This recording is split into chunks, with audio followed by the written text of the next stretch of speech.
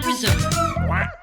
What's up, guys? Welcome to No Ducks Given podcast, the podcast where we talk openly and honestly about the highs and lows in life, because vulnerability is a superpower, not a weakness. I'm your host, Carolina Risotto, and today we're going to be talking about sex and sexuality and its role in our human experience. Today, we have a really special guest. Her name is Natassia Miller, and she is a Brazilian-American sexologist and founder of the company Wonderlust, which helps start conversations about sexuality amongst couples. And she's incredibly passionate about helping people talk about sex in a more inclusive way. So, Natassia, welcome! Thank you so much for having me. I'm so happy to be here. Me too. I mean, I've been wanting to interview an expert in this subject for a long time because there's just so many taboos around sexuality. Oh boy, yeah. I'm sure you're very used to that at this point. I am. Yeah, it's my favorite subject to talk about. Amazing. So I think to start off, I want to understand, what is sexuality so we can get everybody on the same page? So sexuality is how people express and relate to their own sexual being. And that can be biological, spiritual, emotional, you name it. And there isn't a specific definition of it because throughout history and different cultures, it really means something different. Could you tell me a little bit more about your company and its role? Because from what I understand, it's like a card game or something like that, right? Or am I crazy? It's our first product, Okay. is an intimacy deck, and it has prompts. It has 2 levels of 69 cards each. Oh, wow. Classic. So 138 total to help couples talk about sex, deepen their relationship, because that's just a natural progression of the conversation, and really to spice things up. So I wanted to make something that was both efficient, because couples just have a really hard time talking about this subject, but also lighter and funner, where it becomes like a fun date night. So you're kind of killing 2 birds with 1 stone, if you will. And so we ended up doing a survey with over 500 couples to understand what their pain points were with regards to their sex lives. And at the root of it all, whether you want to have more pleasurable sex, you want to have more sex, you want to bring in more novelty into your sex life, people were just unable to talk about it with each other. And even the ones that claim that they do talk about it, you realize that when you start getting a little bit more in depth, they don't really move past the surface level kinds of questions that are really hard for you to understand better. Like, what is it that your partner wants? What can you be doing differently? And vice versa. Okay, and why do you think it's so important for couples to be having these conversations? And when should they start having these conversations? I mean, the earlier, the better. Nobody's a mind reader. And especially in the beginning, you want to be fun and you want to be light and you want to make sure that you're giving your partner a lot of pleasure. And women especially have a really hard time asking for what they want, because we've been, and this is globally really brought up to be very agreeable and selfless. And so one thing that happens really commonly with women is that they get really self-conscious that they're taking too long. And so they're like, oh, no, it's okay. And they get in their heads, and then that impedes them from continuing doing the things that give the most pleasure and also having an orgasm. So the earlier on that you can talk about it, the better. I had a few single people purchase the intimacy deck and then come back to me later and be like, hey, I played this on, a second or third date. And everybody should have this at home, because you ask the questions and you open up talking about sex and sexual preferences, and it actually leads to really hot sex. And now the person that you're dating knows a little bit better about what you want. And so that's what I mean by the earlier the better. You should talk about it in the relationship. Vulnerability is sexy. Yeah, exactly. Yes. Getting people on, by just talking about their feelings and the things they want. Yes. I love that, I think I wish that existed when I was, learning about sex in general, because I think I grew up, and most women, I believe as well, with a very negative point of view of what sex is. It's like, oh, if it's your first time and you're a woman, it's gonna be bad, be ready, and it's gonna be bloody. And then you're already creating all these traumas about something that's supposed to be pleasurable. Yeah. And so I never really wanted to talk about it when I was younger. And then the older that I get, it's like, why aren't we talking about it? Because it's supposed to be great for both parties, and they should be expressing the things that they want. And I think people get so like ashamed of it because we were made to be ashamed. Just considering the fact that even in a place like Brazil, which is where I grew up, where people are very touchy and physical, there's still a lot of taboo there. So I think it doesn't matter the culture that you come from, sex is still a taboo. I'm also from Brazil like you, and you grow up in a really strong, like, purity, machismo culture. And the hard thing about that is that men are given a lot more permission to explore and women aren't. And then men also, they want to have somebody who is engaging with them in bed and is also feeling like freer and open-minded, but at the same time you're conditioning women to be, virgins and to like protect themselves, and they don't feel comfortable expressing themselves sexually. And so that leads to a lot of dissatisfaction in bed because, if your partner doesn't feel comfortable opening up because she needs to live up to a certain standard, but you want that standard to be that way in public, but behind closed doors, you're expecting something different. Like, there's a huge mismatch. And that's why this conversation and this education is so important. Yeah, I think sexuality is a part of like our personalities and of our human existence in general. Yeah. And so like to repress that and to deny that is to lose a part of who you are, which can influence many different parts of your life, I think. But I think a lot of people also just feel ashamed of being sexual because they're like, oh, what is sexuality versus vulgarity? They don't want to be vulgar. Like, oftentimes, this is the mentality that I grew up with was, you can't show guys you're interested, and if they ask you out on a date, say no, play hard to get. Mm-hmm. The second time they ask, then that's okay. And it's like, I missed out on so many. It's a very carioca thing. Yeah, carioca are people from Rio, but it's for sure a thing there. Like, and the guys, like, whenever you reject them, they do tend to come back. Yeah. But which is as an overall not a great thing. Like, you travel to other places, people don't like that, but because they're like, no is no. Yeah, exactly. I was taught like to play hard to get and all these rules about sex and my role as a woman. When at the end of the day, it's just like so subjective. I feel it's like, who are you as a sexual person? Like, how do you want to attract your partner? So I don't know, like, are there rules that should be followed? Or perhaps the better question would be, what are the biggest misconceptions about sexuality? The first thing that comes to mind is that, especially when you're talking about fetishes and fantasies and kink and BDSM, the traditional definitions of these things really reflect like these are things that are out of the norm. And it's like, who defines the norm?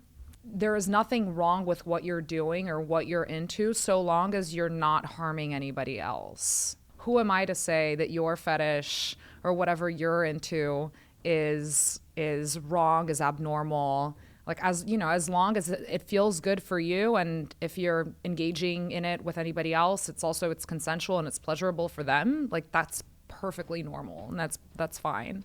So what do you think of the term vulgarity and of like the idea of being vulgar? Because in a way, based on what you're saying, I feel like it would just be a judgment of the way that you express yourself. Do you believe in vulgarity? If so, what does that mean? Or is that just another misconception from society built on prejudice? Yeah, I think it's a misconception. I think it's also, again, like, it's so relative. And it's just like, how would you define what is abnormal in your sexual preferences? The same thing with vulgarity. Like, what may be vulgar to you is not vulgar for me. So it's just really relative. And I think the number one thing that we need to do is just learn how to be less judgmental of what others are doing, what it is that they enjoy. Historically, we've just been taught that sex is vulgar and a woman's sensuality and her expressing herself sexually especially is vulgar, that, you know, queer sexual expression is vulgar. So it's really only cis heterosexual men that are able to express themselves sexually, and that theoretically not be vulgar. So I definitely don't agree with how much weight we put on vulgarity with regards to our sexuality. I also think that when we are connected to our sexual selves and we feel very sensual in how we carry ourselves, and, you know, we're just really connected to our sensuality, like, we're inherently happier people. It just is very empowering for you to feel sexy and for you to like receive pleasure and really be owning that. And I hope that we one day like empower especially women to connect to their sensuality, because I think that's just like such an important form of self-expression. There's so many perspectives that I'm changing myself about that subject, because also when I was a teenager, I saw, you know, women wearing mini skirts or tops or see-through clothes, all these things, as vulgar. It's not that it was my decision to have that opinion. It was society imposed that. Just like 10 years ago, Miley Cyrus was considered really vulgar and like, oh, what is she doing? And now society has evolved and like, she's an icon. Look at her just being her and expressing herself. So I think it's really positive that people are having that mindset shift with time of empowering self-expression in any shape or form. Yeah. And the idea of vulgarity just seems outdated to me at this point. Like if someone wants to even like just walk around wearing very minimal amount of clothing and whatever it may be, which to many would be considered vulgar, or even something as simple as a woman approaching a guy at a bar and showing interest, which also could be considered vulgar, I think it's fine, because if you're happy about it, if you feel confident about it, and it's how you feel like you would like to present yourself, I don't see anything wrong with it. Do I really want to express my sexuality in a way that represents me, which is by being direct about my interest and showing that person who I really am? Or do I want them to create this whole wrong idea about the kind of woman I am, you know? Because the guy who's really going to like me, who's really going to be compatible with me, is going to like my directness and is going to like the way that I express my sexuality. Yeah, I agree 100%. The number one thing when you start doing these things that can feel traditionally vulgar, something that's not very traditional and how you were taught to go about things, you just need to own it. And when you own it, people will respect you so much more for it. I also agree that it's a process. Like even for me, you know, it's been like years of battling the, is it vulgar, is it not, to show my interest? Like, should I do that? Should I play hard to get? Like, it's still so ingrained in me. It's really hard to detach myself from it. But I am committed to it because I actually believe in it. But even though I believe in it, it's still hard to like break down that trauma or those previous ideas. So it's an ongoing growth process, of course. One thing that I wanted to go back to is another misconception about our sexuality, and that it's fixed. Truly, our sexuality does tend to be fluid, and it's absolutely normal if over time you start becoming curious about experimenting different things, and suddenly you're interested in somebody from the same sex. We are not the same throughout our lives, so why would our sexuality also be treated as that as well, right? Like, and so I think that's another thing that I have really loved about Gen Z is just how open-minded they are about sexuality and really bringing that fluidity into the mainstream culture. So what do you think are questions that people should be asking themselves, or things they should be reflecting about when they're trying to discover their sexuality? Like, let it be, you know, while having sex or not? Because I think sexuality it's also just like a state of mind and a part of yourself that you're expressing. How do you discover your sexuality, like from the start, for people who have no idea what they're doing, which is all of us? So I think you should first of all always feel very safe in what it is that you're exploring. And that looks a little bit different for everybody. But I think especially when you're young, sometimes you may put yourself in like riskier situations, even when that wasn't intended. And remember that you can just say no at any moment. Just because you said yes in the beginning, if you change your mind, you can just say no, pick up and leave. Like there's, nothing is holding you back. You don't owe anybody anything. But I would start with masturbation. I think self-pleasure is a really great way for you to learn more about your body and what it is that you like. And that's, when you're using your hands and trying different angles and touching yourself in different parts of your body that aren't necessarily your genitals, but you start discovering what are pleasure points that work for you. You can play around with breath work and how you breathe during sex, and self-pleasure makes a really big difference in how you experience that pleasure and eventually having an orgasm. I would recommend audio erotica. I think that is a really great way for you to start understanding what are different like fantasy scenarios and role plays and situations that can really turn you on. Ethical porn can also be a great source if you feel comfortable with that. What is ethical porn? Traditional porn, a lot of what you see out there is, either unpaid or badly paid actors who have been exploited. There's a lot of stuff out there that has been uploaded without the consent of the people in the videos. So when you talk about ethical porn, it really is about paying a platform for you to have access to something that was ethically made. You're also going to have access to more realistic porn. And the problem with how porn, modern porn from the 1970s onwards, has really distorted our understanding and relationship to sex. So a study by health company Hims and Hers conducted last year showed that about 53% of American men through porn altered their perception of how long they should last and how erect their penis should be. And the same percentage also said that porn has changed their conception of how sex should look like overall.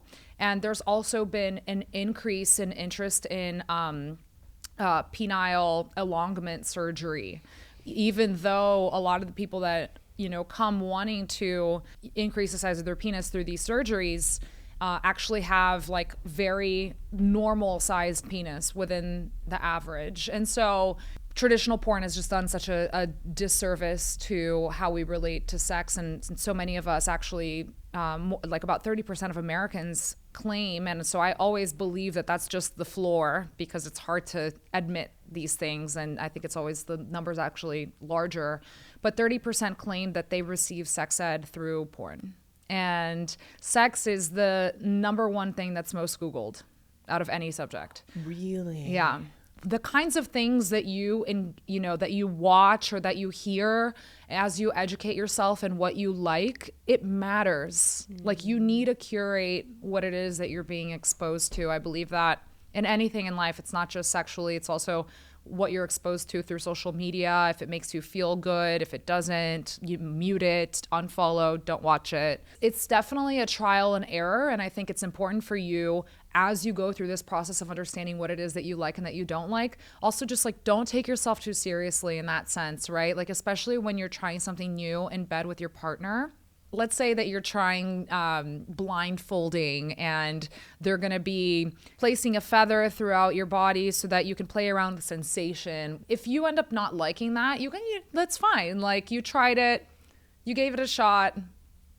That's totally normal. And I think that's how you start learning about what are the things that make you feel good. And lastly, like always use a condom, especially when you're not in a long-term relationship. It's just really important for you to enjoy the moment and not be worried about all of the other things that you could be exposed to or the consequences that come along with it. And if the person does not want to wear a condom, you can totally walk away. It's a red flag. Yes. It's usually a red flag. Yes. And I think something also that happens is it's natural when you're in the heat of the moment and then you need to put on a condom that can cause men to lose their erection. I think we can also normalize that like a loss of erection can happen. Sometimes they're not going to be able to become erect again if they put on the condom. And then that means that you don't need to do penetration. There's so many other ways to relate to each other sexually. And I just want to also normalize like not having to penetrate every time you have sex. There is a risk of you performing oral sex without a condom on. And so then you can resort to mutual masturbation or holding each other or finding other ways of connecting that doesn't necessarily put you at risk. So then it seems like some of the key ways to explore your sexuality are masturbating. So maybe start with your relationship with yourself, with your own body. And then when you're bringing on a partner, not feeling afraid to communicate your needs and to try new things, not take it too seriously, have fun with it, but also don't feel forced to take any steps that you don't want to or that you don't feel ready for. Yes, absolutely. So you don't put yourself in dangerous situations. And I think it's also good to share what you're experimenting with someone in your life so they kind of like can keep an eye on you and you can like talk to them. But I don't know, what do you do when you don't have someone to have these conversations with and you feel like you're exploring your sexuality all on your own? I think therapy is always a really great way if you can afford a therapist. I think journaling about it is also a really great way for you to have that outlet. And when you start writing things, so much can come out that you wouldn't expect to when you're just processing it in your head. Finding a way where you can record what's working, how you're feeling, you know, whether that is in talk therapy or whether that is, you know, journaling if you're not able to do therapy. So what about for people who have religious beliefs which repress the idea of exploring your sexuality or even touching yourself? Like I have a close friend who's extremely religious, and she got married at the age of like 27, and both her and her partner had never had sex. They wouldn't even kiss, let me tell you. There wouldn't be any kissing. And whenever they would, if she would lay on his lap, like with her head on his lap, he would put a pillow on top every time. If there was a sex scene on TV, he would leave the room every time.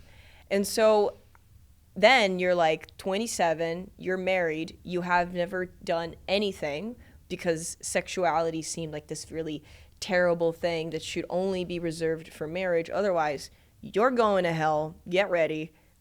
So how do you think, I guess, I don't even know exactly what the question is because this is such a crazy concept to me. So not that I think it's wrong, but I think you're just missing an opportunity there to get to know yourself. So what to say about that? Like, how does that affect you as an individual? So this actually reminds me of, I forgot which TV series it is or if it was in a movie, but there's this super religious couple, pretty much like the one you just described, and they're talking to the priest. They got married and they want to get pregnant and it's just not working. And so then they're talking to the priest and they're like, you know, he goes, well, are you laying in bed together every night? And they're like, yeah, we're doing that. But the lay in bed together every night is actually, they just thought they just needed to lay next to each other in bed. They didn't know what sex actually was. So I thought it was just like such a great scene. But I think it alludes to also the lack of sex education that, you know, not only religious communities, but everybody, you know, is getting. It's hard to talk about that because it's not my experience, and I'm also not a specialist in purity culture because I feel like that's also the extreme of purity culture. Like you and I experienced a specific type of purity culture, but I think the number one thing is I never want to shame anybody for how comfortable or uncomfortable they feel about sex. There is no right or wrong. You shouldn't be having sex amount of times. Your sex should not look like, you know, this or that.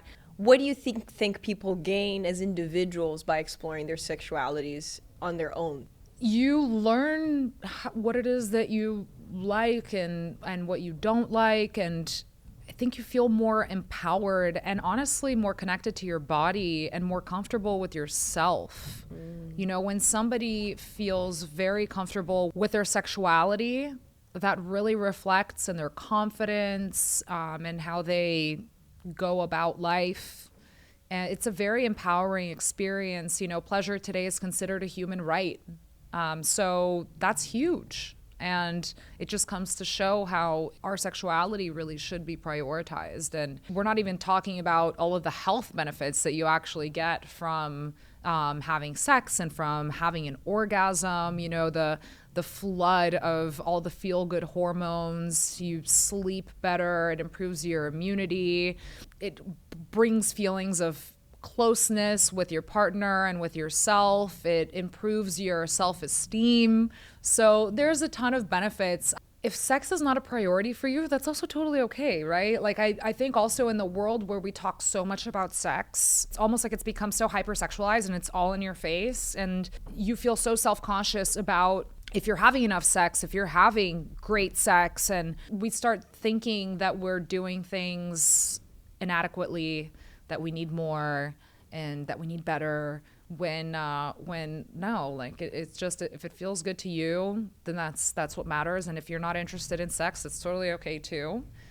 So not everybody wants to explore their sexuality. There's a lot to work through, and that's fine. Like I also want to normalize that part of the discussion too. Okay, yeah, and I guess normalizing as well that not everybody's very sensual or sexual or out there too. 100%. I think it's important for people just to give themselves the opportunity to explore that. So don't say you're not interested in like being sexual until you've tried it in some shape or form, whatever it may be. So like dip your toes, explore the subject, I guess let it be by doing research about it or listening to a podcast about it or by touching yourself, whatever it may be. Yeah. I think people at least shouldn't define what their interest is before trying it. And I think that's with everything in life. And then you can decide, is this something you want to explore more or not? But I have met people who are asexual and I'm like, that's cool. Like, imagine what you're doing with all that time. That's nice. Yeah, I mean, but I think that comes from also like a very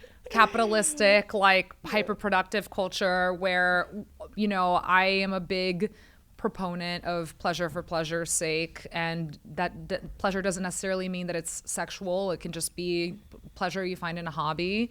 But I feel like we live in a culture where everything needs to be done for a specific objective, and if it's not, then we feel unproductive. Relating to each other sexually and getting lost in bed and enjoying a whole day together, like it's just such a beautiful experience that I find that to be also very productive. I think so too. I mean, I'd rather spend my time doing that. Yeah. But to your point about asexuality and just people who are not interested in sex, something interesting that I've found talking to sex coaches and sex therapists is that they share how women who start working with them thinking that they don't like sex leave the work that they've done realizing just how kinky they actually are. What's happening there is a lack of stimulation.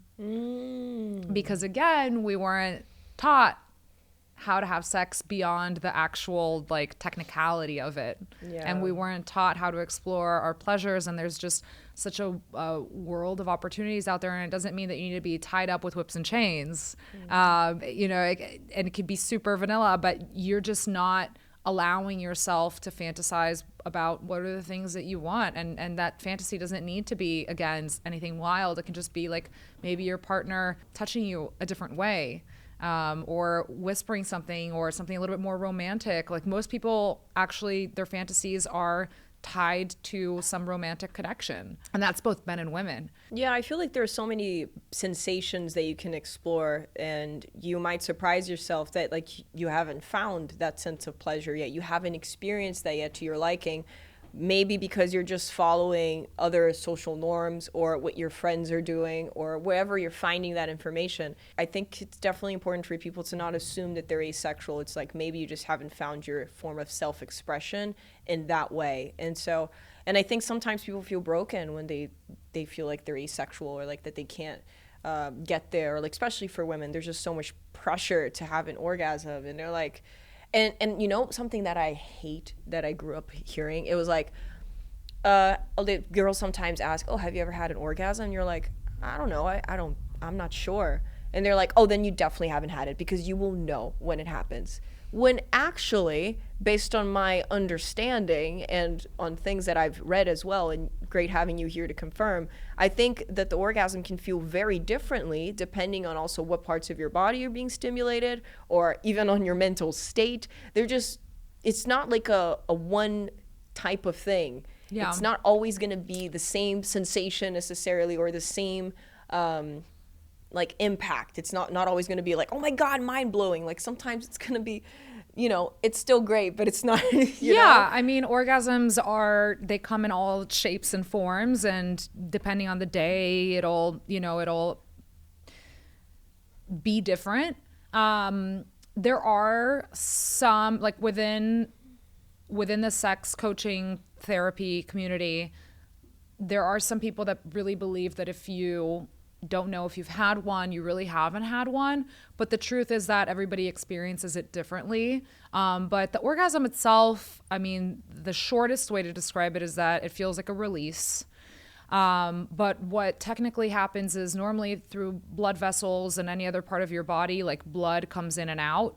But when you're aroused, it ends up concentrating within the blood vessels in your genitals, and then it continues concentrating up to a point where there's a release of that, and then the blood flows back out. And so that's what happens. That's the orgasm in and of itself. But really the orgasm is, it's a mental experience, Yeah. And that's the problem, like, that I think I've had and some of my friends have had as well. It's just you're creating this idea of like, I must have it, and you're putting so much pressure on yourself.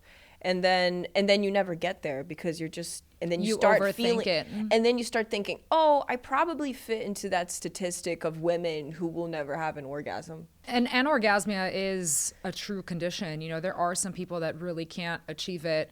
But about 15% of women apparently have never had an orgasm.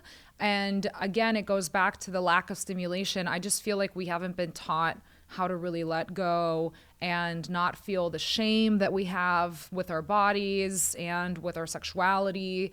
And so all of these things end up impacting our ability to have an orgasm. That's why masturbation is important, because then you don't have your partner there to have you be so self-conscious about, an added thing that you need to worry about in bed. And so, self-pleasure is a moment where you're just focusing on yourself. And that can take also a lot of pressure away, because then you're going to engage in it and you're not going to worry about actually, coming.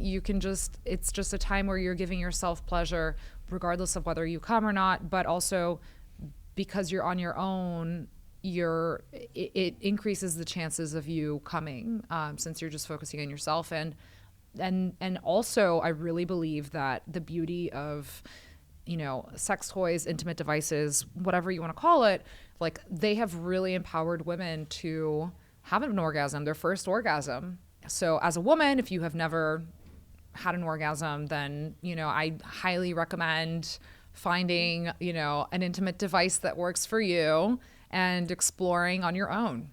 Yeah, and then oftentimes people bring those into their relationships as well, which I think is just an added sensation, an added experience. 100%. Cool. It's not a competition. Yeah. So many men feel like it is, and no, like your intimate device is not going to substitute the human connection.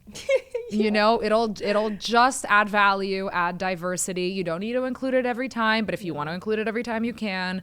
Like, there are no rules, Do you feel like a lot of men feel like their masculinity is threatened when women bring vibrators? 1,000%, yeah. Because the penis has symbolized power and strength and protection and, fertility. So how dare you tell me that, my penis and my performance in bed is not enough. Getting to a little more deep subject, like, how do you explore your sexuality when you're recovering from negative sexual experiences? Go to a sex therapist. If you can't afford therapy, there are 2 books that I highly recommend. One is called Trauma and Recovery The Aftermath of Violence from Domestic Abuse to Political Terror by Judith Herman. And the other one is The Body Keeps Score, Brain, Mind, and Body in the Healing of Trauma by Bessel van der Kolk.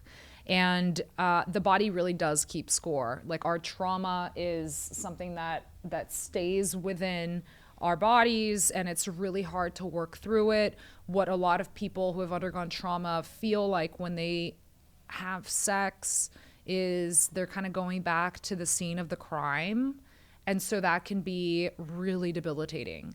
Then there's a flip side to it where people have found a lot of healing through kink. And to give you a specific example in the book, So Tell Me About the Last Time You Had Sex, Dr. Ian Kerner shares how one of his patients had undergone sexual trauma, was having a really hard time healing. And one day when her and her partner came back from a party, they role played a situation in which he was dominating her and she felt helpless, something that kind of paralleled a situation of rape that she had undergone.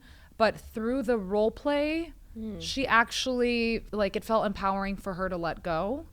And she was also with somebody who was safe, right? It was her partner that she trusted.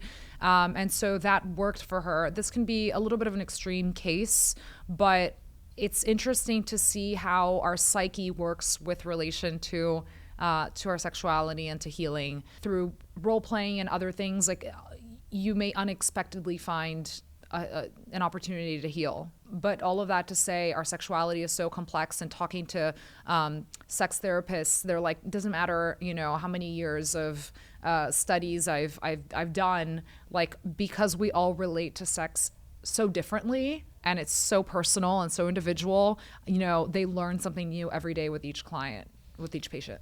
I met an artist last year who I believe, went through some sexual trauma. And the way that she was able to recover and reconnect with her sexuality was by making extremely graphic paintings of the female organ. And so I was walking by an exhibit and I saw her work, and then we started talking, and she just felt so proud of it and so empowered by it. So it's interesting to see that there's so many different ways for you to, discover your sexuality and to feel re-empowered. And for her, it was through her art. So there's like no right formula. So it could be, like you were saying before, you can start journaling your experience. I guess you can also start painting, just finding, I guess, different outlets. Yeah, I think exploring your sexuality doesn't have to be go have sex, go find a partner. No, yeah. All of these things. Like, there's so many layers to it and ways of thinking about it as well. Yeah, for sure. Another thing that's a little bit less traditional is we usually think about therapy as talk therapy, but slowly movement therapy is becoming more common. It generally tends to be through the act of dance, but it's guided by a therapist. Most of our trauma is within our body, and it's not through how we express ourselves verbally. A lot of people have mentioned how through a few sessions of movement therapy, they've been able to heal so much more than years of talk therapy. So that's also something to look into if anybody is looking for that. Yeah, I think a way that I use, I guess, movement therapy on a day-to-day is even like, now that I think about it, whenever I'm stuck on an idea or I feel like creatively blocked, I go out for a walk. And just the act of walking and moving my body helps me process my feelings, my thoughts. So I can see how that could also help you explore your sexuality. And dance is such like a free form of self-expression. I think it's awesome. I grew up dancing and doing ballet for many years. And it's another way also to reconnect with yourself. So maybe you just haven't found that way yet, but you can, and perhaps exploring different hobbies could help you explore your sexuality. Who knew? Yeah, exactly. Yes. Yeah. And also just a really great way for you to spice things up with your partner is honestly just doing new activities outside of bed. I mean, a lot of people, when they ask me this question, they think that it always has to do with what you're doing in bed. But really a huge turn on is you're learning something new, doing a new activity together, whether that's like, a pottery class or like a new sport. But when you're learning and engaging, like you see your partner through a new lens, and that's really exciting. That's cool too. And I mean, it reminds me also the importance of foreplay. I think doing these kinds of dates is so fun. Like I hate it when I'm like with a partner, and whenever I'm in a relationship, like if all we do is like, oh, we got back home from work, so we just hang out at home and do that, because you miss a little bit of the serendipity of things, of meeting at a bar, having a drink and your hands touch and you can't do anything. So I think flirting with people is such a fun part of exploring your sexuality too, and then it makes sex better as well. So it's like, don't take that for granted either. Yeah, no, I totally agree. So I guess my final question for you would be, where would you like to see the conversation about sexuality go in the next 10 years? Because it's evolved a lot, especially with the rise of social media, but where would you like to see it go?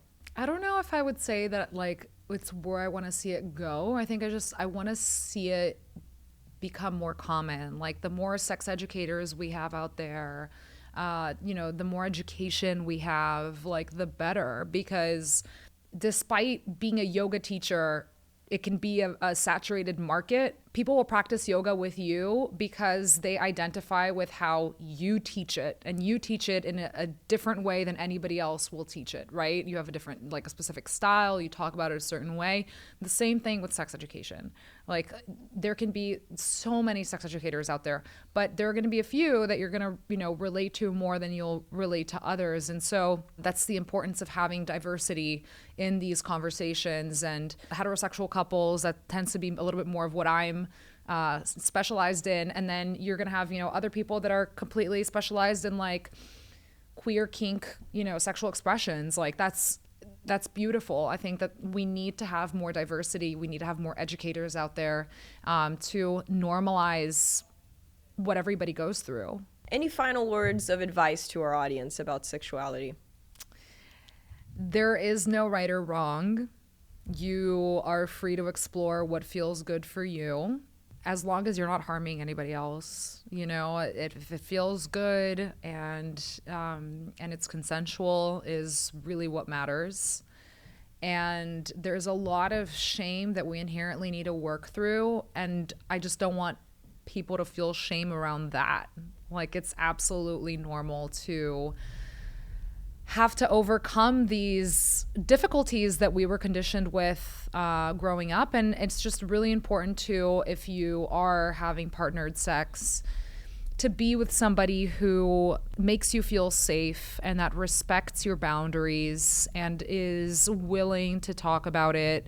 And I can't stress this enough. Just because you said yes doesn't mean you need to move forward to it if it doesn't feel right anymore, even in the middle of the act. And lastly, sex really is play. And when we start taking it a little bit more lightheartedly and as an opportunity to just like have fun and explore, and if we don't like it, that's totally okay. There is nothing to be embarrassed about. Like I think we're also going to feel better about how we relate sexually. Sex is not supposed to be a performance, it's supposed to be, it's a real human experience. So have fun with it, have fun exploring your sexuality. I really hope that, we helped you guys spark some new ideas of things you would like to try, or maybe not try, who knows? It's up to you. But where can people find you? So people can find me online. My handle is Natassia B. Miller, Natassia B. Miller. I'm on Instagram, TikTok, Twitter, and you can also follow my company Wonderlust, and it's at Join Wonderlust, WONDERLUST, and that's also on Instagram, TikTok, Twitter. So I'm definitely going to be buying that deck. Yes. And our website is wonderlust.co. Thank you so much for joining. I really appreciate it. Thank you for having me. I love this. Yay.